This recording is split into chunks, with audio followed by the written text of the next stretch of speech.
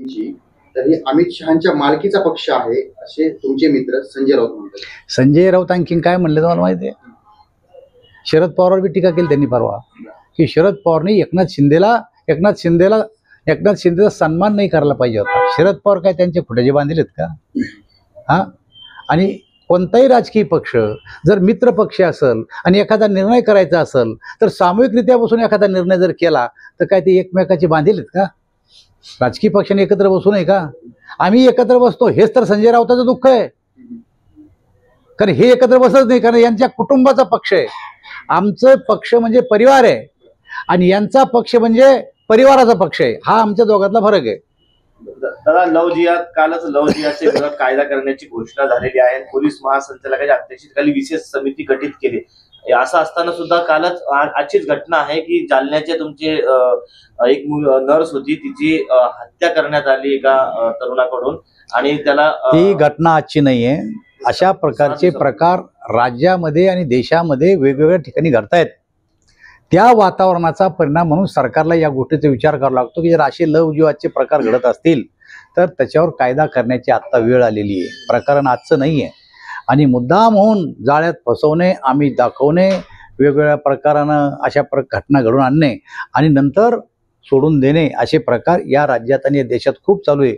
आणि म्हणून हे सरकार राज्यातलं आणि केंद्रातलं ह्याच्यावर कायदा आणण्याची शक्यता आहे. बरं, तुम्हाला असं वाटतंय का ह्या ज्या निवडणुका झाल्यात, विधानसभा, लोकसभा, त्यानंतर इतर पक्ष नामशेष होत चाललेत, परिस्थिती खराब होत चालली आहे, एवढंच काय तर थोडंफार जे काय उरलंय ते सुद्धा तुम्ही वरवडून घेऊ राहिले, म्हणजे जे पदाधिकारी कार्यकर्ते आहेत ते सुद्धा तुमच्याकडे येतात? असं आहे, लोकसभा संपल्या, विधानसभा संपल्या, जिल्हा परिषद, नगर परिषद, महापालिका कधी होतील हे कोर्टाचे निर्णय अवलंबून आहे. हा जो मधला पिरियड आहे याला आम्ही म्हणतो कुलिंग पिरियड आहे. या पिरियडमध्ये प्रत्येकानं आपल्या डोक्यात काही विशिष्ट असलेल्या कामाचा निपटारा करावा लागत असतो. भारतीय जनता पार्टीचं संघटन पर्व चालू आहे.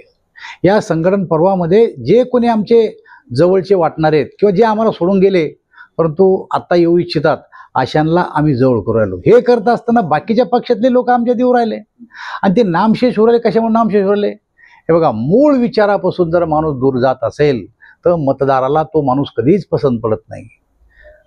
शिवसेनेला शिव्या घालण्यात शरद पवारचा जमाना गेला, शरद पवारला शिव्या घालण्यात उद्धव ठाकरे सेनेचा जमाना गेला आणि एकमेकाला शिव्या घालले यांनी गावागावात, त्याच्यामुळे भांडणं लागले. आणि हे वरच्यावर जरी एकत्र येत असेल तर मतदारांनी तो विचार केला की यांना आता भुईसपाट केल्याशी जमत नाही आणि आज संख्या 50च्या आत ही सगळ्यांची म्हणून. त्यामुळं हे आमच्या दृष्टीनं संपलेलेच आहे. आणि मुंबई महापालिकेची निवडणूक होऊ द्या, भारतीय जनता पक्ष ती निवडणूक जिंकणार आहे. त्या टायमाला उद्धव सेनेमध्ये दोघं बापलेकच राहणार आहे. त्याचं कारण आहे संजय राऊत.